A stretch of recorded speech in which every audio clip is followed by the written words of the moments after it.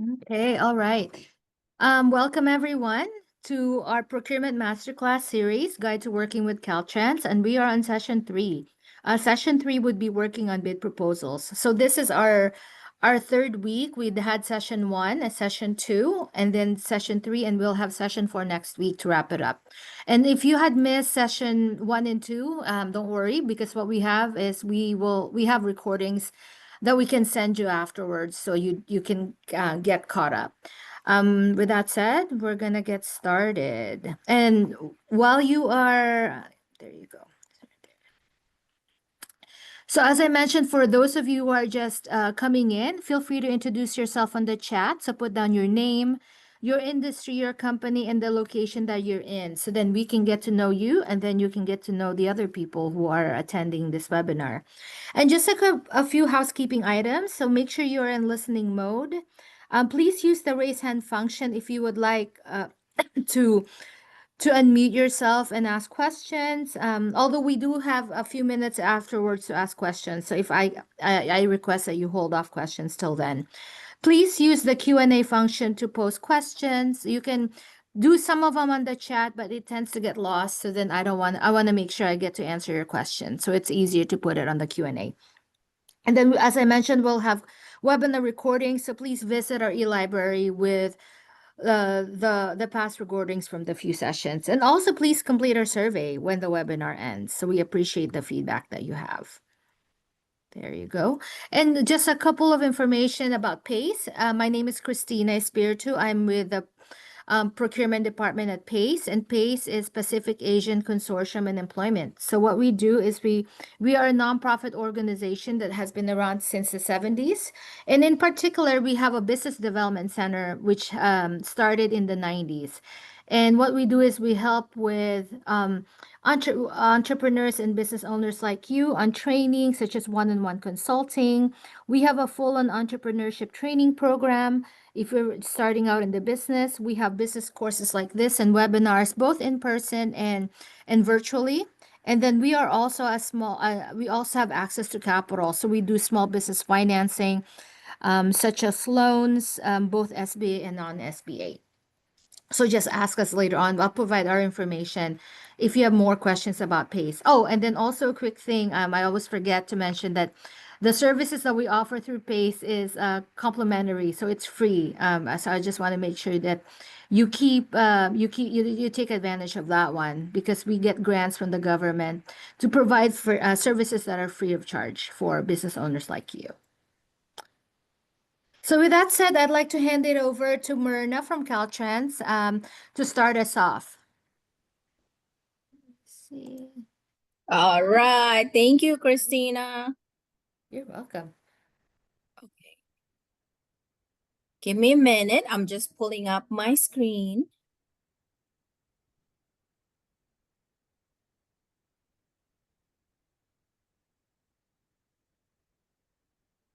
All right. Can you see my screen? Okay. Yes. Yeah. Perfect. So hello, everyone. Good afternoon. My name is Myrna. I'm the District Small Business Liaison for District 7, which is Los Angeles and Ventura County. I think I recognize some of the names on the participants from the last 2 sessions. So welcome back. If you have any small business questions regarding Caltrans, please email them to d7smallbusiness@dot.ca.gov. That would be the best way to get a hold of me. Before we start, I want to mention that Caltrans is a non-discrimination organization based on the Title VI of the Civil Rights Act of 1964, which prohibits discrimination based upon race, colors, and national origin. Specifically, 42 U.S.C. 2000D states that no person in the United States shall, on the ground of race, color, or national origin, be excluded from participation in, be denied the benefits of, or be subjected to discrimination under any program or activity receiving federal financial assistance. If you would like more information, please go to Caltrans' website at dot.ca.gov and then look for Title VI tab. So on the small business side, the certification that Caltrans recognize are the Small Business Certification, which is known as the SB, and that covers SB Small Business Public Works. It covers micro businesses. We also recognize the DVBE, Disabled Veteran Business Enterprise, and the DBE certification, which is the Disadvantaged Business Enterprise. We went through all the certification last week. So if you have any questions, please send me an email, or like Christina mentioned, the session was recorded, so you can take a look at that. For the DBE questions, please contact dbe.certification@dot.ca.gov for any general inquiries regarding DBE certifications.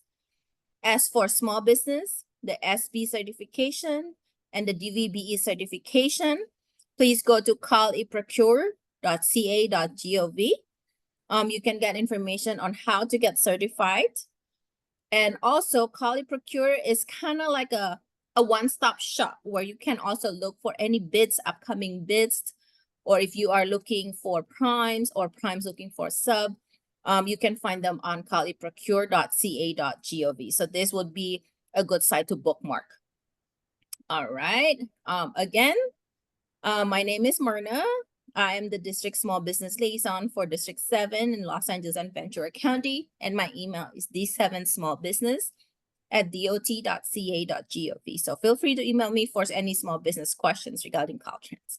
With that, Christina, it's all yours. Okay, thank you, Myrna. And as Myrna mentioned, we had a really good session on certifications last week. So make sure that you get session 2 recording.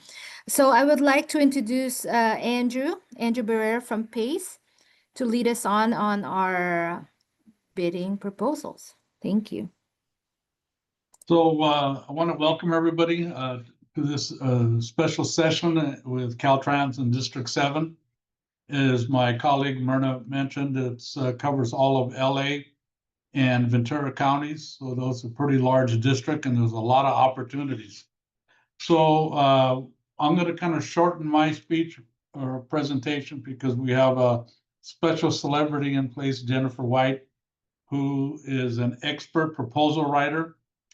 And at the end of the presentation, make sure that you get her contact information because of all the clients that we referred her to that she helped put proposals together. They all made the short list. Okay, the top 5, top 3, top 2. So just keep that in mind. That being said, just to make this a little bit more Caltrans flavored, we're going to talk just a little bit about the minor A and minor B programs. We're going to talk a little bit about how you could contract source, and we're going to go on the Cal Procure site, and we're going to identify some opportunities. Okay, so keep in mind. So let's start with minor B. So the minor B contracts, now both minor A and minor B are more like capital improvement projects that are short-term and are earmarked for small businesses. And so for contracts under the minor B, that can go anywhere from $5,000 up to $461,000. So you could see at $461,000, that's really not a small contract. You know, and all you need is about 3 or 4 of them in a year, and you're going to be, you know, well over close to $2 million. The minor A program, okay, is a little bit larger. So it's anything over $461,001 all the way up to $1.27 million. So you can see these are sizable contracts, and as I had mentioned, they're short-term. They're designated for small businesses, and they're generally short-term type of contracts, so they need to have a quick turnaround. So as you see here now, we're at the Cal eProcure site, and you know, for those of you that already participated, you're gonna go ahead and register with the state and sell to the state. You can see the next tab here is under certifications, and find training and resources underneath that. There's so the Cal eProcure site is very resourceful.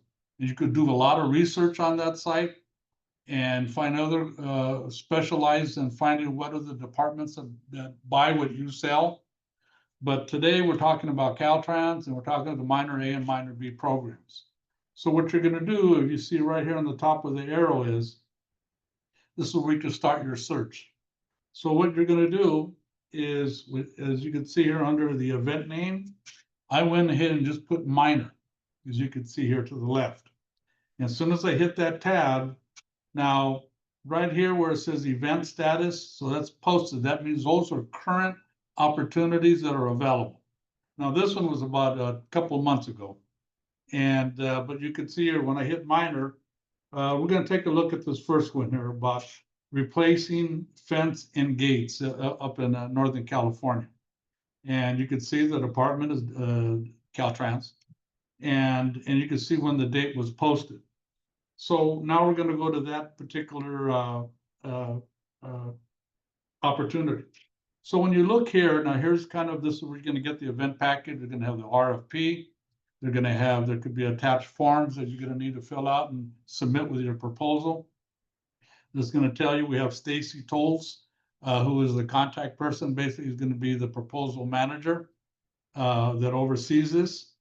Under pre-bidders conference, you can see there's no mandatory. If there is a mandatory pre-bidders conference and you don't attend, you're not going to be able to submit a bid. But under this situation, that's been waived. So you can see here, there's some very basic information.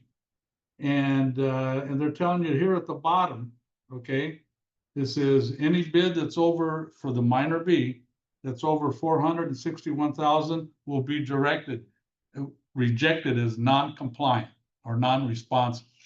So we want to make sure that we're following the letter of the law, so to speak, to compete for this opportunity. Now, as you can see here, now this particular opportunity is asking for an invitation for a price quote. So that tells me right off the bat that this is probably lowest bid. And so when we're putting our bids together, you could max out and put $461,000 as your bid. But if somebody comes in and undercuts you by $5,000 and they're equally as qualified, because they'll be able to vet that out in the proposals that are submitted, then you're going to be aced out because it's lowest bid. And as you can see here, they're also asking in bold that you must be certified as a small business. So you're going to need to go on to the Cali Procure site and get certified either as an SB or an SB Public Works. And but as you can see here, so there's the deadline here was March the 17th. So this was fairly recent opportunity, and it goes into detail here. Okay, so now as we look at notice to the bidder, okay, they're asking for some very specific things. Okay, so they can tell you up on the top, it's in the Sonora Maintenance Station. Okay, they're asking that you must have either a Class A or applicable Class C license. They're telling you right off the bat that this project has to be completed in 25 days. So these are short-term projects, okay? And then they're actually telling you what they're estimating the cost to perform this contract is going to be $319,000 and $190. And so they're actually giving you a lot of information. So remember, if we put it at the highest level, it's a competitive market. You're going to be competing with other highly qualified companies like yourself. And so sometimes it comes down, now we actually know that this particular is going to be lowest bid. So we got to make sure that we don't lose money, that we are able to cover our overhead, and that we have a profit margin so that we can make money and establish a track record with Caltrans and start building your performance portfolio, at least with the state of California. And I also want to mention, that, with this changes in climate change, we're seeing a lot more emergency work. We're seeing a lot more of these types of contracts, but each district decides the number of minor A and minor B contracts, and they set that out for the year. I think every 2 years that they make that decision, as you can see. Now here, and I'm about ready to turn it over to Jennifer. is, you know, we want to make sure that we look at the checklist. These are all the items that we're going to need to include in our proposal. And even though sometimes we just say, well, I don't even know what that is. Well, if you get an opportunity like that, then you're going to send it to us, okay? Or you're going to hire Jenny, and we're going to go over the opportunity with you. And we'll do one-on-one, we'll help explain it, and we'll try to help guide you. And the more that we know about your business, we can help you in your proposal, because remember, it's a competitive process, and we want you to be able to bring out your strengths in your company, past performance, any special skills that you bring to the table, and we're going to need to accent that out. Now, this is primarily in construction for minor A and minor B, but there's a lot of opportunities, because the big departments like Caltrans is one of the bigger departments in the state of California, and they buy everything, and they outsource some things. So we need to know, even though we're talking today about construction and minor A and minor B, there's great opportunity. And if you need some help in researching that out, you're going to contact us. And with that being said, I'm going to stop sharing and turn this over to Jennifer White, who's a colleague and a friend. Thank you so much. Thank you, Andrew. Thank you, Christina. And thank you also, Myrna, and to the Caltrans District 7 and PACE LA. We've done quite a bit of work over the last few years, and I'm going to run through some of the highlights that, you know, Andrew and I have worked on together over the last maybe about altogether 4 or 5 years, going through various RFPs for a bunch of different types of industries and different procurement opportunities. So my name is Jenny White. I am the owner of Polaris Marketing and Consulting. We're a full stack marketing agency. Traditionally, we've done everything from brand development, website, software development, advertising, everything that can elevate a business or a brand, and then got into government contracting through the tutelage of Andrew Barrera, PACE LA, One LA cohort, LA Area Chamber of Commerce, and various entities that are out there to help small businesses and medium-sized businesses learn how to navigate the landscape of government contracting. Let me just minimize this so I can move through to the next. Let's see here, it's not letting me. There we go. So request for proposals, the awards are based on really your ability to present your unique methodologies and specialized products. A lot of it comes down to what I call the power of the bench. That means your executive management team, their credentials, and your key personnel. So you always want to be sure that you are paying attention to the people that are around you and you are able to articulate their capacity for production and work performance specific to the contract that you are applying for. You want to look at your past historical performance as an organization and as individuals, and we'll get into that a little bit later. And competitive budget, of course, like Andrew said, you don't want to be too far over, but you don't want to be negative, because at the end of the day, we all have to stay productive and profitable.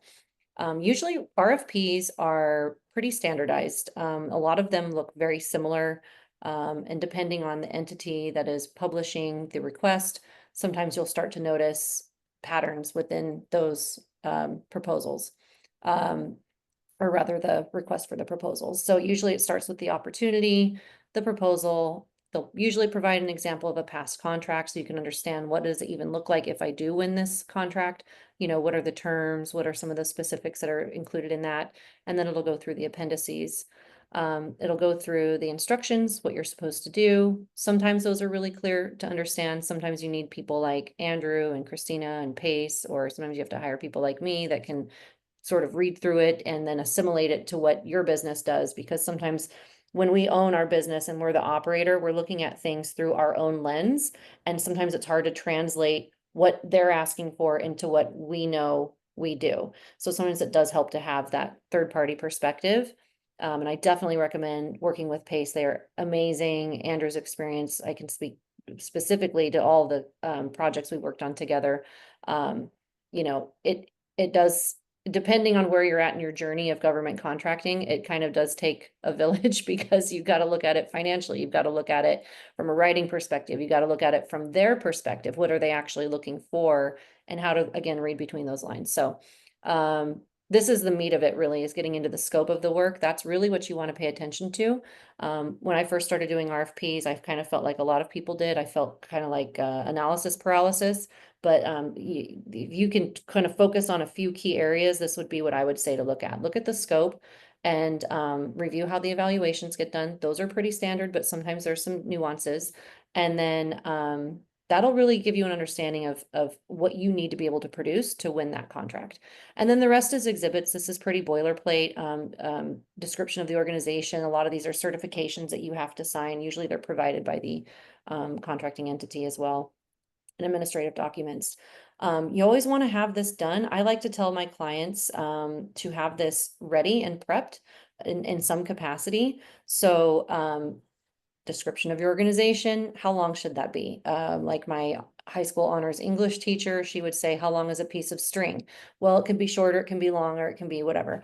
I would say have a short version, and I would say have a more in-depth version. This is something we go through with everybody, but it really helps you articulate who you are, what you do, and what your capacity for work is. Your approach and scope of services, again, this may sound like it's a repetitive, but there's ways you can really isolate these components out and make yourself stand out against the competition. Experience and qualifications, resumes of key management personnel. Again, this is stuff you can do before you even go out for a RFP. If you're looking at doing this, and let's say the next month or the next 6 months, start identifying your key personnel, start updating their resumes, and you again can even modify some of those and highlight different areas depending on the types of RFP scope of work that you're going for. Cost proposal and budget, financial statements, and invoicing. This is specific to the RFP. Not a lot you can do to prep for that. You have to look at what's in the RFP before you prepare this. Appendix, additional required attachments, and other legal administrative documents is exhibit A and B usually. So your cover letter should include your company's official letterhead, the person who will be executing on behalf of the entity, and be able to sign those legally binding documents. You should identify the proposer, your corporate structure, and your place of business. Basically, who am I? What are we, how long have we been around? Where are we located? What's our corporate entity structure? An overview of your experience and capabilities. I sometimes like to add in some, little extra, a little razzle there, if you have, 95% employee retention rate. I don't know. Like sometimes I just basically look at things that kind of make you look a little different, not just who, what, when, where, but also the why. I like to include a little bit of that in the cover letter. A statement demonstrating that you understand the services that are to be provided on behalf of your entity. And then you also have to acknowledge all addendums received, which means not only that you've read through the RFP, but that you've also been cognizant of any updates, addendums, or anything else that's come out, even including the question and answer section.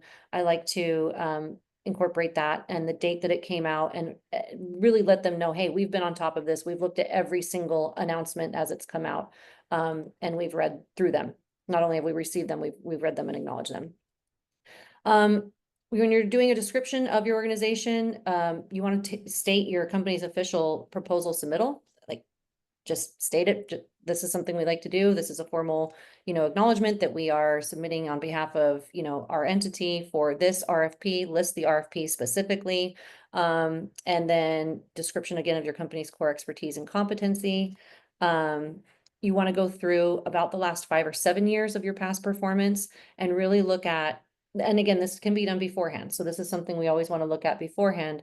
What have you done the last 5 or 7 years? What has your team done? What have they done individually? What have you done collectively? Like, let's say you have a new director of operations who came from a competitor or another company. Did they work on other projects that were similar to this? And can we lean on that experience and leverage some of that if it's germane to what this RFP is requesting? So that's, again, things you can do beforehand. Now, when you have the contract in hand that you want to go for, now you want to matchy. You want to get as many examples of your past performance within that time period. And sometimes it'll say, don't go back more than 3 years. Sometimes it will say, you will pay attention to what's in the RFP depending on what they're asking you for. And again, I've seen as far back as 7. Probably Andrew's seen more, but you want to make sure that if it's asking for similar past performance with other entities of its nature, you know, you want to kind of go apples to apples. If you don't have it, I've had this come up a lot in the question and answer, and you guys can feel free to put your Q&A questions in the chat and we can get back to them later maybe, but I've had a lot of people ask me like, well, I don't have a past, you know, government contract, but I had a private sector contract that was this sort of scope or whatever. I say throw it in there. Andrew and I have said that, and we've been able to present that information professionally enough that it is enough to get noticed. So it may not be a, you know, how do you prove you've done an award like this if you haven't won an award like this, right? You got to start somewhere. So you have to basically, like, again, it may not be apples to apples, but if it's like apples and oranges or apples and pears, maybe you're a little bit more similar. And then you want to identify your key service, product or market differentiators and personnel differentiators. This is one of my favorite things to do with clients because a lot of us, again, we're owner operators, we're looking down, we're not thinking about how we stack up against the competition. Do you have, you know, Section 3 employees? Do you hire from within certain communities? Do you provide workforce education, or do you work with other government entities? Do you have special licensing? Do you have a special employee training? I don't know. There's so many different things we can look at. And those are things that I think make you stand out and make you look better. And maybe a little bit different than what everybody else is doing. Scope of service, when you're writing out the response, you want to show that you clearly understand. It may seem obvious to you, like, oh, I'm filling out this RFP. I'm presenting this RFP. Obviously, I've read it. You have to almost reiterate certain points of it, especially if they are important or noteworthy. You want to make sure that they know that you read that section and you understand what that applies to and how that impacts your response. And so while it may seem a little redundant, there are parts of this where we really go through and match line item by line item, section by section, and state or restate that we understand this section and this is how we will approach it. Obviously following applicable laws, always include common practice methodologies, but also, again, if you do anything a little bit more streamlined, if you use a software for something, if you use you want to really go through, and it may seem stupid to you, but again, this is where coming up with a third party and like working with somebody else on this, you have to look at it through other people's eyes, right? So you want to really be able to get into the details there. More is more sometimes when it comes to this. You don't want to go on and make a really overly long RFP response. You want to be concise and to the point, but you want to be detailed. You have to show, this is again, sufficient detail, company's approach, how to perform. I basically just said that. Clear, logical, complete, and concise. You want to present a clear sequence of tasks. Again, this may seem obvious to you. Oh yeah, well, when I go in and start cleaning, I clean top to bottom. Well, explain that, you know, or how your methodology of going through, you know, whatever capacity of the, whether it's construction or so on, you really want to get through those sequence of tasks from start to finish, outline your standards, any checks and balances, who are going to be the personnel that are going to check the work, you know, what managerial hierarchy, organizational structure, et cetera, that kind of comes into play there as well. And then I kind of already said this, specialized skills and state-of-the-art technologies must include any specific RFP delivery requirements and procedures. Going into the experience qualifications, general description of the proposer's company, range of services, technologies provided, unique capabilities and experiences, executive staff biographies and resumes, key management and staff resumes, higher education, special licenses and permits. And again, I know we kind of said all this, but this is really like, if I were to give you guys, like, take this and start with this now. This is, you can, everybody can do this right now. And this should be, depending on the size of your company, I would say this could be anywhere from, if you're including your staff resumes, this could be up to maybe 15, 20 pages, just this part alone. You need to have a short version and a long version, because think about it. Each resume is 1 page, and usually the RFPs will cap you out at 1 page per resume. So let's say you have 5, 7 people. Well, that's 7 pages right there. You need to have a general description of the company. You need to list out all the services that you provide, your unique capabilities, your market differentiators, the experience of your team. Think about this like a mega case study, okay? That everybody can do this now. And always make sure your licenses, your permits, and any of your credentials or any of your insurances and all of that is up to date. You should have it like on calendar or have somebody on your admin team, or if you're that person, just make sure you're calendaring to when things are expiring to make sure you update to get the new certification. Because the last thing you want is you're like, oh my gosh, this is a perfect opportunity and our stuff's expired. You know, make sure your insurances are up to date, your license is up to date, all your certifications, etc. So when you go through your notable past performance, you want to describe the accounts. You want to do exact or similar services provided. Same size, could be scope, could be revenue, could be, you can match a couple different areas of that. And then, of course, you want to reach out to your past clients and let them know, hey, I'm going to be mentioning, you know, past performance with this project. Make sure you keep a good relationship with them. Make sure you have their accurate contact information. Sometimes that's required on past performance for an RFP as well. And so that's, again, right there, I don't even need slides for this anymore. I've done this so many times. Current accurate contact information, that they know that you were the one that performed the work, or they understand that it was your company. Last thing you want is to have somebody call in as a reference. You put them down as a reference, they call them, they're like, who did it? And I don't know. I worked with so-and-so. And they're like, well, let's make sure we're all on the same page before we start sending people's contact information out and listing that as a past performance. And I like this because I think it's great client outreach because they can become an advocate for you. Maybe they moved on, maybe they're in a different place, maybe they know somebody somewhere else that has an opportunity for you. Cost proposal and financial statements. I like Andrew to do parts of this too, because this is really where I'm more on the consolidating like the whole, you know, the whole approach and the strategy and all of that. And this is where Andrew and I work really great together with clients, because this is where you really have to go through and the rubber hits the road, right? This is where you're going to make your money. This is where your margins are going to come from. Got to keep in touch with cost of living increases and adjustments, any city, state, county, you know, employee ordinances, any increases in your insurance due to this contract, you know, all these things come into play. Financial statements, you always want to have your P&Ls ready to go. Obviously, get your taxes, you know, on point. Sometimes they require audited, reviewed, and compiled taxes.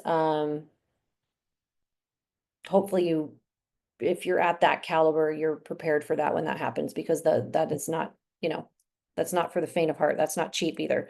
So just to make sure at least your P&Ls and your docs are in order beforehand. Again, going through the cost of goods and labor and the COGS on the per contract basis. Not a lot you can do before you actually get that contract. So I'm trying to tell you guys what you can do ahead of time versus what you can do like in the moment when you actually get the contract.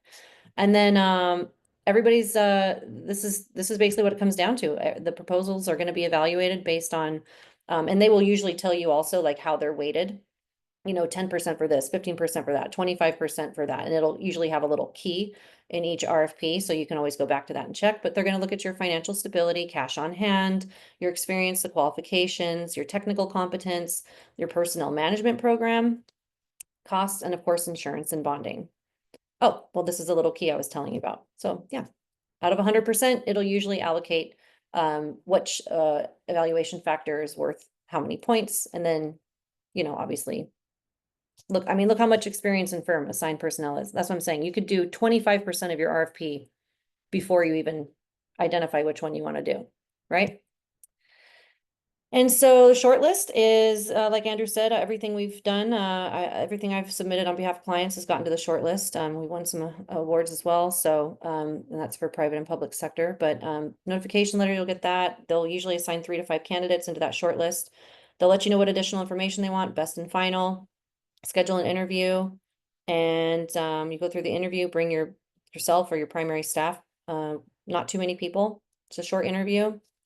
Have your materials ready to go, be prepped, work with us. We'll help prep you on that. And then you're off to the races. Make sure you adhere to all timelines. Everything's on the RFP, any updates that come from there. I would be checking in on a weekly, even almost maybe like a daily basis as it gets closer to the end, making sure you're not missing anything. Mandatory pre-bidders conference. Andrew already mentioned that. Yes, it is mandatory. If it says it's mandatory, it's mandatory. No, you cannot submit afterwards. Yes, you can email them, have at it. I don't know. It's just like, if you missed it, you missed it. You can always go, even if you don't want to really go for it, and you can identify other primes that are going to be there. You can always find other companies that are in your space. I say go, mix and mingle, get to know who's out there and being active. Always acknowledge RFP amendments. I already kind of, and addendums, I already mentioned that. Your financial capacity and readiness, make sure if you need lines of credit, if you need to have cash on hand, if you need to fix your credit score, they might look at a lot of those things. So make sure you're in good standing or working towards it, or you have solutions or access to other capital if you need it. And again, Andrew can help you with that, and Pace can help you with that as well. So you do have a right to appeal a contract. We have before. That's been interesting. And we have actually appealed and then gotten my client shortlisted after that. So that was fun because they were wrong. And sometimes that happens. So make sure that you read through and understand why you were or were not disqualified.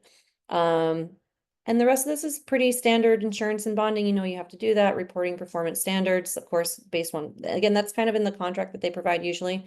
But you can always ask that in the questions section. You can always ask, you know, what is their preferred method of reporting? Is this going to be via email? Is it like a format? Like you can ask these questions and get to know that better. You can always go through the Federal Information Act, request prior contract from the contract administrator. Again, reverse engineer. More is more. If you have time to figure out that information, I say go for it. It only makes us more educated and knowledgeable about what is actually being awarded and why, and what can we learn from that proposal that was awarded. And then the state, you can get that from the Public Records Act for any city, county, or state contract. So federal stuff goes through the FIOA, and then state goes through public records. Statement of qualifications. A lot of what I've been telling you to do ahead of time is sort of things that I do with clients when I want to do a statement of qualifications. Why? Because that's kind of, I mean, you saw 25% of, that's a quarter of the proposal, you know. We can do a lot of that heavy lifting first and then modify it as needed for the proposals. Sometimes they do this also when they send out a request for a statement of qualifications to screen potential contractors or vendors. And again, it's just a great thing to do as your homework and then get that out there whenever it's requested so that they know who you are and you're on the map.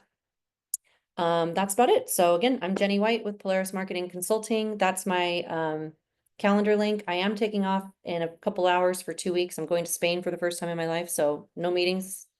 I mean, I'm still doing project meetings. I'm not doing new client meetings, but after that, you can feel free to book me. That is my calendar link. My contact information is all above. And it was a pleasure, and I wish you all lots of success and luck. And if there's any questions I can answer, I'm happy to do so. And I'll stop sharing screen now. Let's see here. All right. Thank you, Jennifer, and thank you, Andrew and Myrna. I am looking at some of the questions, so let me just check.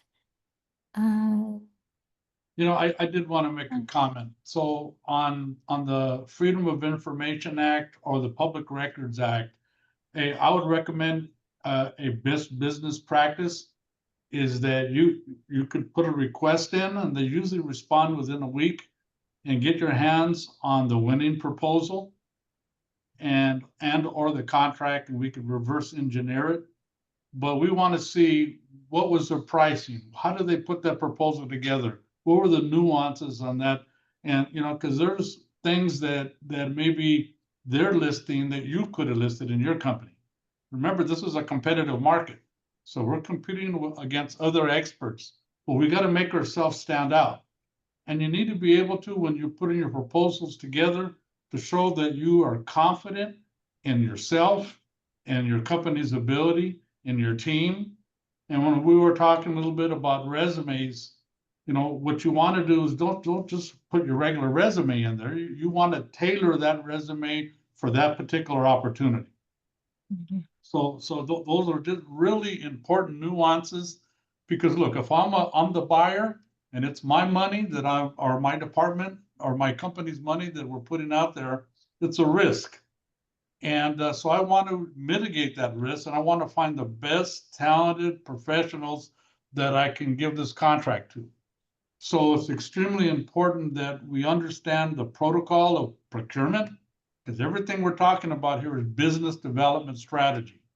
And it's critical that we understand it. So not only are we the best construction company or engineering company or whatever we do, professional services, our business management acumen needs to be equally as talented. And the companies that I see scaling and that are more successful and get more awards are those kind of companies that they're understanding this protocol and they're implementing best business practices, and they're actually, you know, where the rubber hits the road, they understand that there's ways to advocate yourself and to set yourself apart. And especially in a competitive market, especially when, because remember, when you make the short list of top 5, the reality is any one of those 5 could probably perform. So how do we make the decision? Well, part of the decision is if this company, okay, I'm going to use a perfect example. I had a contract right before I came here. It was a transportation contract. I used to be a trans deputy with the state assembly. Anyways, I landed this contract to find a new shuttle provider. And that's money through the U.S. Department of Transportation. And we were looking for DBEs, and we got down to the short list. And only the top 5 made the interviews. You know, so if you make an interview, you're going to get a hold of us because we'll prep you for that. But one of the big companies, when in the interview says, "Oh, you know, oh yeah, we've done 100 small cities like this. You know, trust us, we know how to do it." Well, that's not what I wanted to hear. And where a couple of the other smaller companies says, "Yeah, well, we know that in your city, you have the blue line there and the green line. Your population has tripled. You have more senior citizens riding public transportation. You have St. Francis hospitals expanded. The number of schools in the area has tripled." Now, that was an individual that was ready, that understood the market, and was able to articulate, you know, so, you know, when you work with us, I'm going to challenge your critical thinking skills. I've had some clients recently, so, oh yeah, I see this opportunity and just throw it at us. And I know that they didn't read it because there were some nuances in there that they didn't qualify. So yes, look at the statement of work, what you're looking to do, then look at your minimum qualifications to make sure, because remember, I'm not looking to hire somebody at the minimum qualifications. I'm looking to hire somebody that exceeds those qualifications, to bring them something special to the table. So it's just kind of a reset, you know, and like I say every once in a while, my father, I remember when I was young going to college, I thought I knew everything. He used to tell me, "Well, how are you going to learn anything if you know everything?" And that's true. Because just like Jenny had mentioned, you know, sometimes you got to reboot. You got to, you know, you're looking at things as how you've grown the business and you've grown it to a certain point. But in order to scale to that next level, we got to understand what we're bringing to the table, and we got to stay current.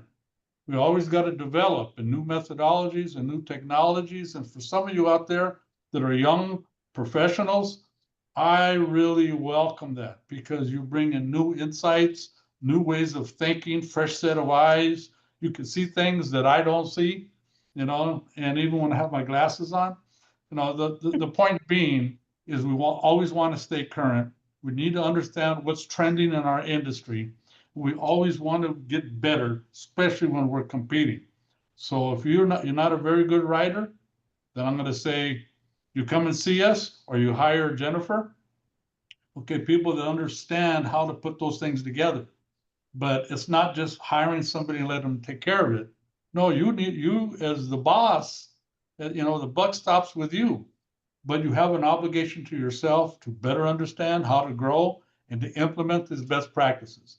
And I just had to throw that in because there was some things. Yeah, Andrew, Andrew, Jenny, if you can maybe lend a little bit more context on how, Andrew, how you work with Jenny in the past, because, you know, we do certain services, right? But there's certain things that we don't do. So can you talk a little bit about how the partnership with Jenny would be? Let's say if you get a proposal and you have a client. Well, so first of all, Jennifer was a client. She came to us as a client. I saw that she was a very talented professional. She was an expert in her field, and I was able to judge from her that she wanted to grow. And the very nature of her work of marketing and advocating on behalf of clients and trying to increase their revenues, she has to stay current. She has to learn new things. She needs to find out special nuances about clients to promote it. And that's exactly, you know, so I started challenging her. well, you ought to take a look at some of these proposals. You know, and then when we look at it, you know, some of them were really big. I know we worked on one with LADWP, and it was like 488 pages RFP.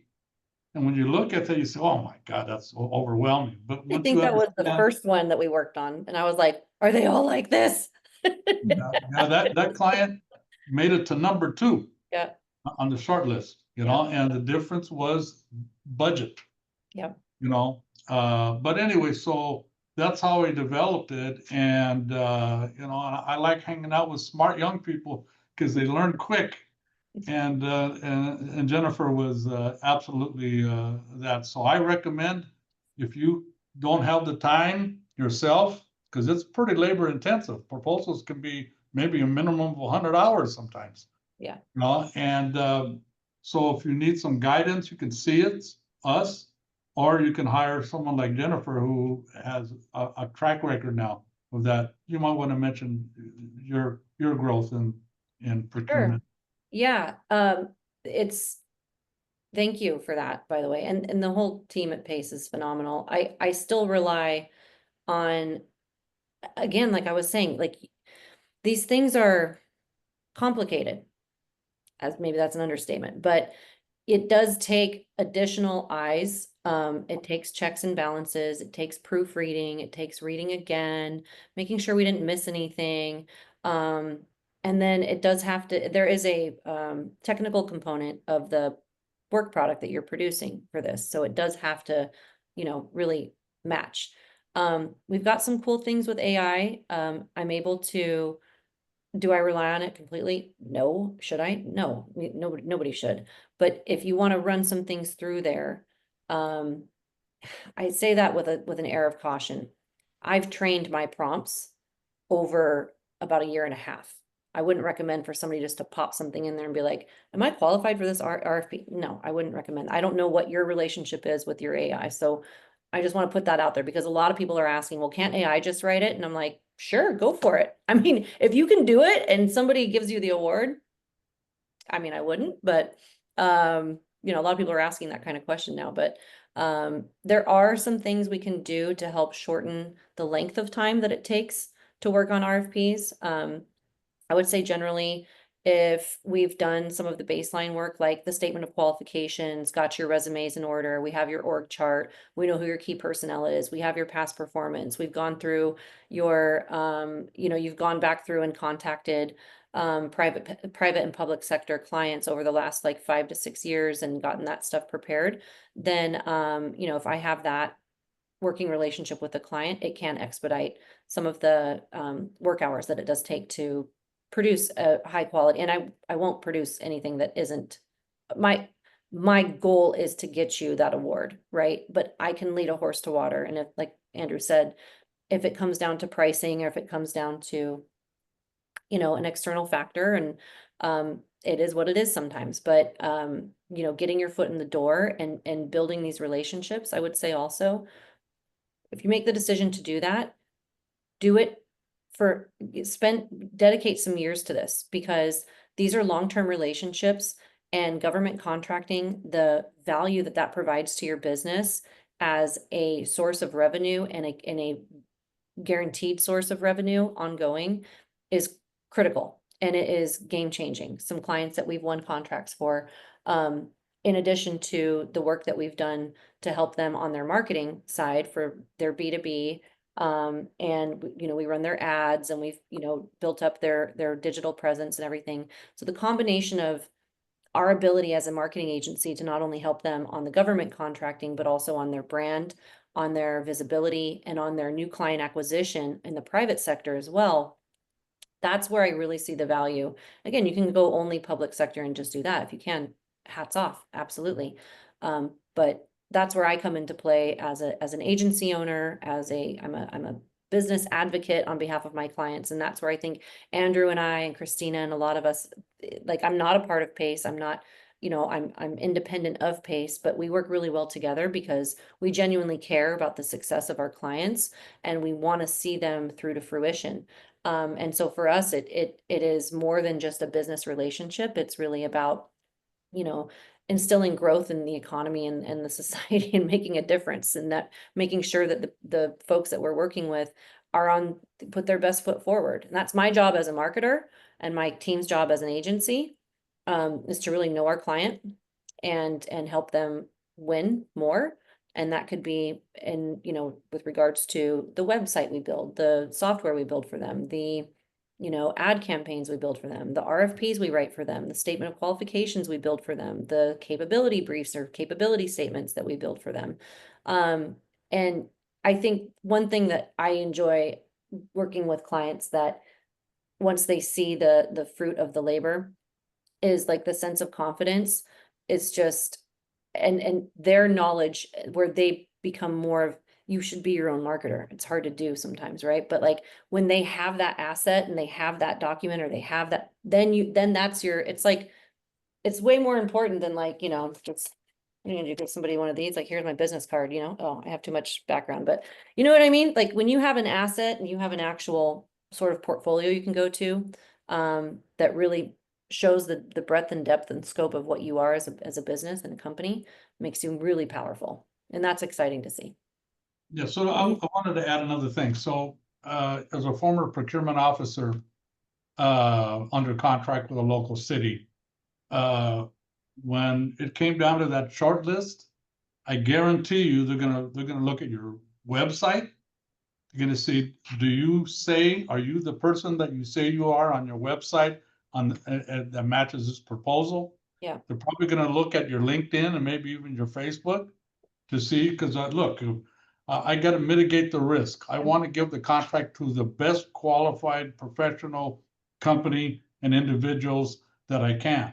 So I'm not only just going to look at what it's just like you going on the interview and you have your resume and it looks pretty impressive. Then they put it down. Okay, now let's talk about you. This is who you really are.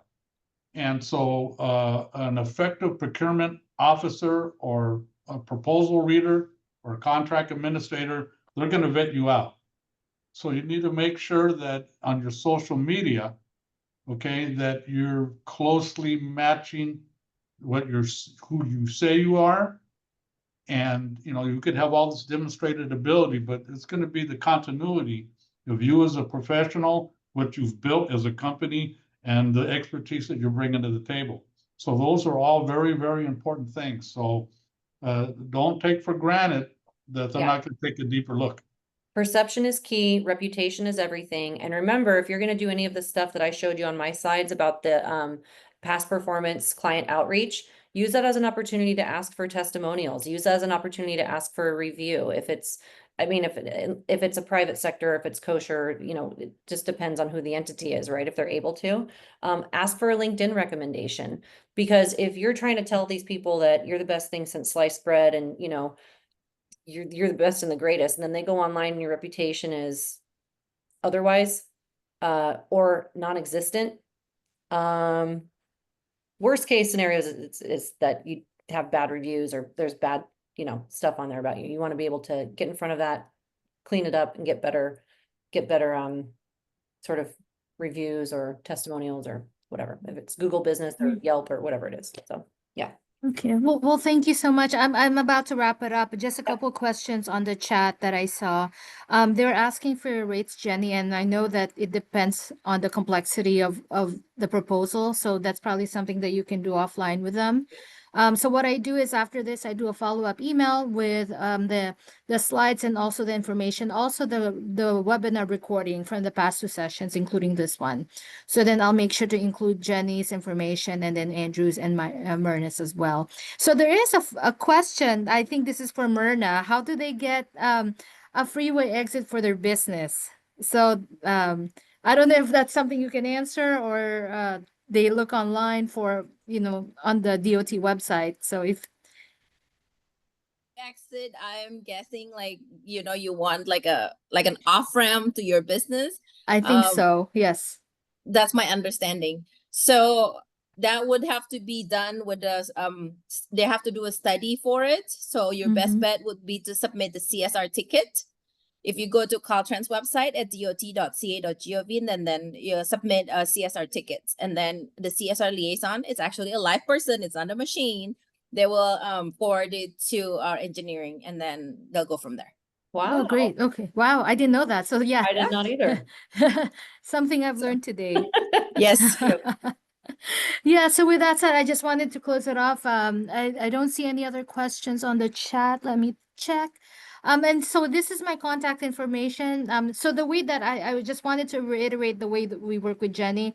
So typically, like what Andrew and I do is, let's say if we have a client, we work with them on, anything from like looking at the proposals, looking at bid opportunities, looking at the databases.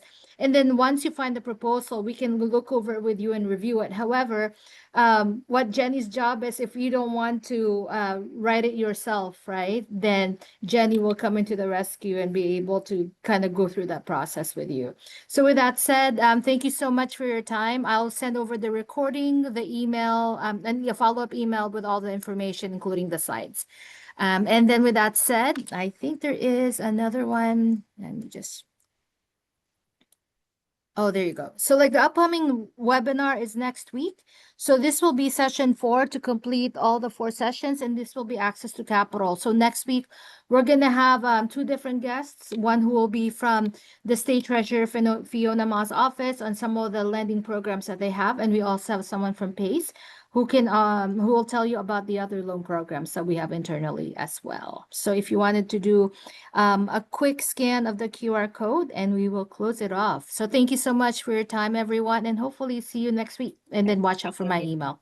Thank you. Thanks, Have a great everyone. day. Thank Thank you. You too. you. Thank you, Christina. Thank you, everyone.